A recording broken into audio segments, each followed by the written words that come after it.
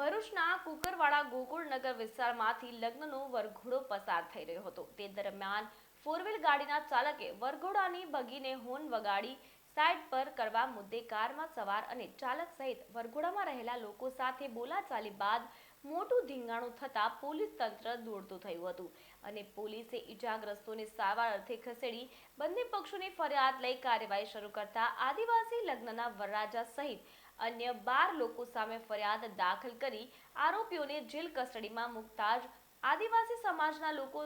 Bharuch B division police મથકે પહોંચ્યા હતા। બી ડિવિઝન પોલીસ મથકે આદિવાસી યુવકોને ખોટી રીતે કસ્ટડીમાં મૂક્યા હોવાના આક્ષેપો સાથે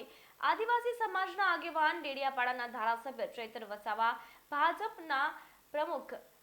પ્રકાશ મોદી સહિતના રાજકીય નેતાઓ દોડી આવ્યા હતા અને પોલીસ કર્મીઓ સાથે વાતચીત બાદ નિયમ મુજબ કામગીરી થઈ હોવાનું સામે આવતા રાજકીય નેતાઓએ આદિવાસી સમાજને આશ્વાસન આપી પરત નીકળ્યા હતા, પરંતુ મોડી રાત સુધી બી ડિવિઝન પોલીસ મથકે કુકરવાડાના ગોકુળનગર સહિત આસપાસના વિસ્તારના લોકો મોટી સંખ્યામાં મેળાવડો જમાવ્યો હતો।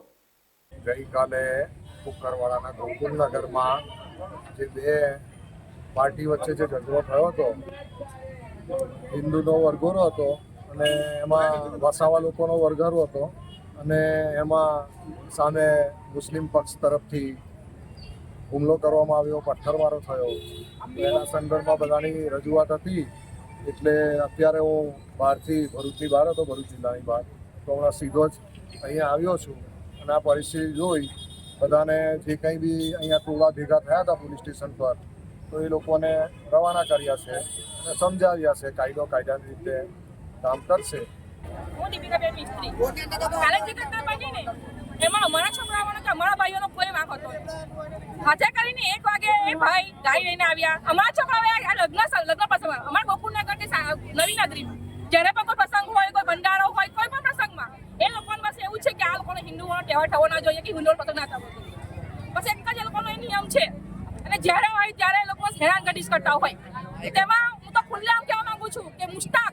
એક એવો ન્યુસન્સ છે અમારા ગોકુળનગરમાં કે જેણે આખા હિન્દુ તત્વોને જાણે બસ કે એને કાઢવા છે એમ, ને એક મુસ્લિમ રાષ્ટ્રને ત્યાં બનાવવું છે।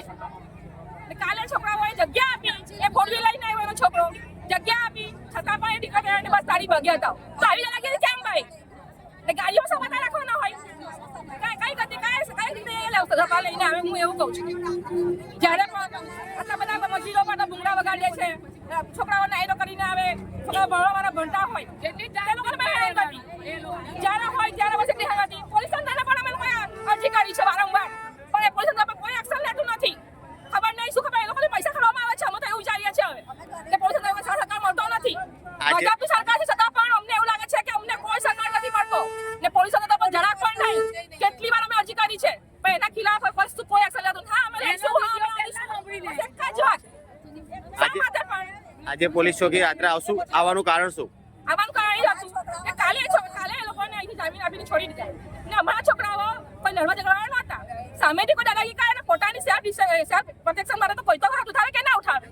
ને એમને જગ્યા આપવામાં આવી કે તમે અહીંથી જતા રહો ભાઈ, છતાં એ ગયો નહીં, બસ તારી ભાગ્ય હટાવો। તો શા માટે તને જગ્યા ના આપી હોય, જગ્યા ના હોય તો તું કહી શકે છે, છતાં પણ એને લડવાના બહાને રાતે કરે શું લઈ લઈને ખોટા તહેલો આવ્યો તો એના બાપે તરત બાપા બોલાવી દીધા, ધારિયા લઈને આવી ગયા લડવા માટે। તો શું આપણે પોતાના જાતે બસ માર ખાવા દઈએ, પછી મારાને શું કરે છોકરાઓ એ જે આ કિરણ જેના લીધેનો પ્રસંગ હતો એ બાકી મારી બીજા જે હું તને છતાં પણ એનું નામ આપ્યું કઈ રીતે? તો પોલીસ શું આંધળું છે? એમને